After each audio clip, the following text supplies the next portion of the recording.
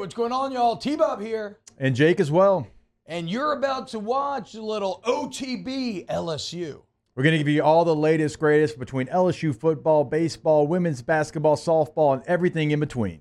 Bottom line, if you want to talk Tigers, keep it locked, subscribe, like it, and we hope you enjoy that. Let's get into some of this player sound from yesterday. We've talked about DJ Chester a lot on this program as he is taking over at center, the one new face on this offensive line. And look, I everything I've heard is really good. I love when he got thrown into that Missouri game at the end last year. He really acquitted himself quite well.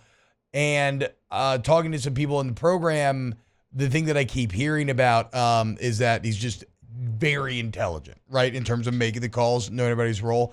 This will be the first time. I've not listened to this. This will be the first time me hearing DJ Chester actually speak. Let's do Chester 1. This is him talking about taking over at center.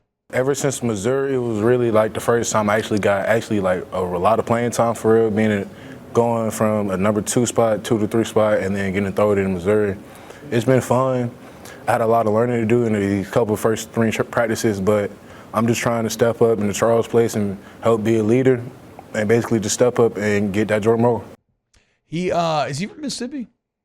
Sounds like a Mississippi lilt there to me, but I that's a high pressure. I think it's kind of underappreciated. That's a high pressure position to be in, to be a freshman and during spring ball, Jake, being relied upon as being the number 1 center. Now it helps to have vets around you, but like that's the guy who has to make all the calls, and if he can't do it, well then practice doesn't work. He's from Georgia. You don't even know your own people. Oh, he's from Georgia. Wow. Went to Eagles Landing Christian Academy in Georgia. Classic ELCA. Yeah. Landing Georgia? Christian Academy, yeah. Conyers? ELCA. Conyers? Yeah. Conyers, Georgia? Do we know where that's at? You're barking up the wrong geographical tree, bud. You know, I heard of Conyers. I don't know where it's at. It is weird and wild. I feel like in Louisiana, and we're a smaller state, but I feel like we all know where every place is. Like you say a place, like big or small. Direction, right? You could be like, well, that's an hour south of Shreveport. I that's say here, that. I that's do here. say Yeah. that. I do say that people like from South Louisiana, like they get past Alexandria, maybe not, but you know nothing about Georgia. Nope. Nothing. Or even like surrounding area of Atlanta. You're like, oh, really? Oh, okay. Yeah. I'm like, Nope. didn't you grow up in Atlanta? Like, Yeah. being from Shreveport, I know, Minden, Louisiana, Coshada, Natchitoches, like all these places, Blanchard. I say it all the time. This one, nothing. I know more about the geography of Middle Earth than I do the state I grew up in. Here is DJ Chester, too, on what he learned from watching Charles Turner last season. Basically, Charles just taught me that the center position, you got to lead, you got to communicate, you got to be the voice, and that's what I've been trying to do the whole spring. That's been my biggest learning curve so far. And that's it. Again, intimidation's a word to keep going back to because you're right. The center does have to be a vocal leader, but you got Will Campbell and Emory Jones there. You got Garrett Dellinger right next to you, who started for 18 years now at this point. You got Frazier. So that's a lot to ask of a young guy. Finally, Chester saying the O-line wants that Joe Moore award again. Going into this year, we really, every day, so in the weight room, we have the Jordan Moore on every rack on the offensive line. So every time we lift, every time we do something, we're imagining that we finna go get it. And losing to Jordan Moore last year really hurt us. It really stung us. So that's why we really want to go get it and prove to everybody out there that we deserved it last year. So that's why we're going to go get it this year. They probably could have gotten it last year. I don't think they had the team success to get it last year. I was trying to ask. Didn't they finish second in it? Weren't they a finalist? They were definitely a finalist. I don't know if them or Michigan finished second because remember Michigan also felt slighted. Oh yeah, by and they showed literally you that in every the national offensive lineman on the carpet of the game when I'm doing post game said Joe Moore in some way, some fashion. And it's funny, like a lot of times you don't.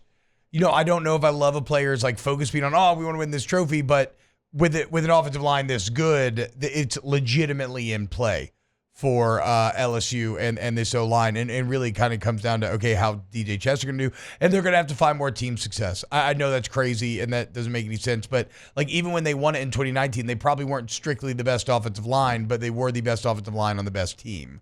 It's a bit like how Washington was last year. They're all very good line. But again, I would actually have taken LSU over anybody last year, maybe save for Michigan. The offensive line this year is the strongest position group on the team. Yeah, and it's not close. It is deep. It has got young players that are coming in that can be the next great offensive lineman. That is a position that Brian Kelly told us when he first got here was going to be better and have a much better foundation than it had at that time. And it certainly has had that. So you're starting over at center, but at least it's someone who has had some experience against a tough SEC team on the road. But T-Bob, you know this better than I do. When you have two veteran guards right next to you as well, that helps so many things for a center. It slows things down. If you're, pointing out the mic, maybe they can even help you. It's like, hey, no, go to 58. Like you can say those things on the line. That's what I do kind of wonder is because I mean, basically when I played guard, I was still making the calls a lot of times.